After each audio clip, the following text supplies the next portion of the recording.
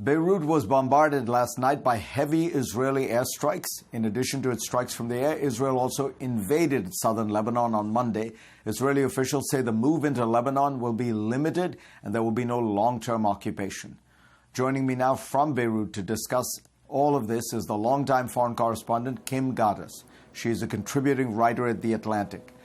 Welcome, Kim. First, tell us, what is it like? You live in Beirut, but not in a area considered a Hezbollah stronghold. Are you safe? Good to be with you, Fareed. I have to say it was a very heavy night of shelling. It was quite hellish. I live just a 5-minute drive away from the southern suburbs, which is actually a quite diverse neighborhood as well. I know it's often referred to as a Hezbollah stronghold, and it does have a lot of Hezbollah infrastructure and offices, but it also has a variety of people living there who also are now in the crossfire. And you can hear these very loud explosions almost across Beirut. The ground shook at one point.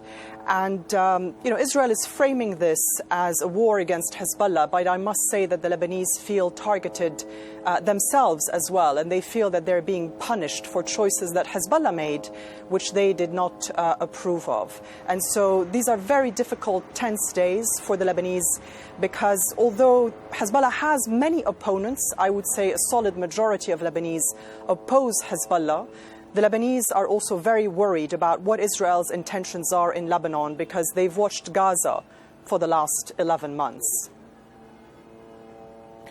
You wrote something, Kim, that I thought was very fascinating in helping us understand the Israeli success against Hezbollah. You pointed out that Hezbollah used to be this very tight, secretive organization, but when it got involved in the Syrian civil war, all that changed. Explain what you mean.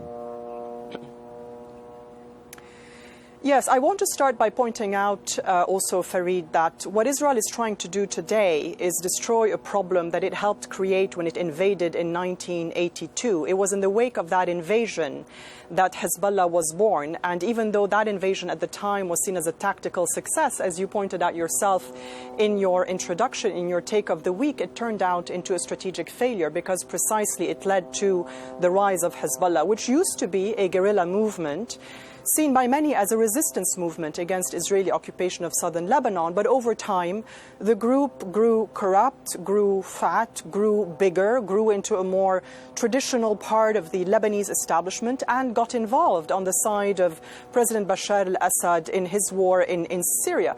And so they were gone from the underground and into a much more regular army-style operation, which exposed them to surveillance, exposed them to corruption, and exposed them to the hatred of many Sunnis, but others also in Lebanon, in Syria, and in the rest of the Arab world for the terrible role that they played in this very bloody civil war. And I think that has been their downfall, and that's what led to such penetration by intelligence, signal intelligence, but also human intelligence. Kim, what about what happens now? Israel seems to be saying, they haven't clearly said it, but they're saying their goal is to defeat Hezbollah. But Hezbollah is not just a militant organization, a terrorist organization. It also is a political and social organization within Lebanon, and it represents the Shia, who are the majority in Lebanon. Can you really defeat Hezbollah in that sense? I think history has shown that you cannot defeat guerrilla groups, armed movements, without presenting a better ID, a political ID. Similarly for Hamas, and the same in Lebanon. It may be possible to put them on the back foot, to decapitate them, degrade them. I'm worried that they will go underground, as they did during the 80s, to fight Israel as it tries to take some territory or some incursions into southern Lebanon.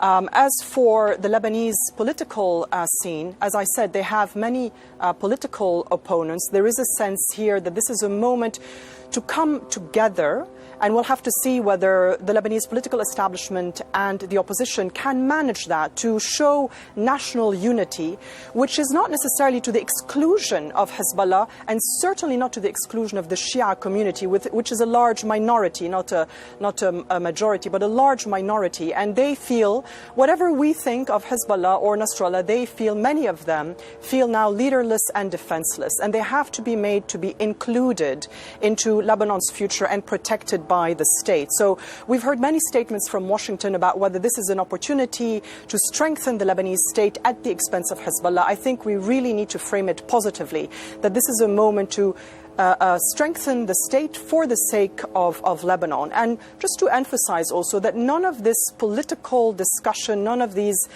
political movements, diplomacy, national unity can really develop under what is a very heavy Israeli military campaign, not only because that does not lead to that is not conducive to real political discussions and progress, but also because nobody in Lebanon or in the region wants to be seen as to seize the opportunity of an Israeli invasion or an Israeli military campaign. Nobody wants to be seen to be profiting from that, even though, as I said, people have very mixed feelings about Hezbollah, but they are also very worried about Israel's intentions in Lebanon.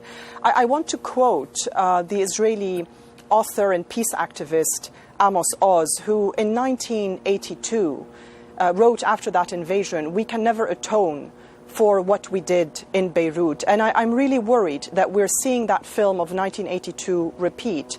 As you said, Farid, tactical successes but strategic failures. And for the sake of Lebanon, we need national unity, we need de-escalation, if not a ceasefire, and we need to give the ability for the Lebanese to come together and for this country to come out of this intact. Thank you, Kim Ghattas.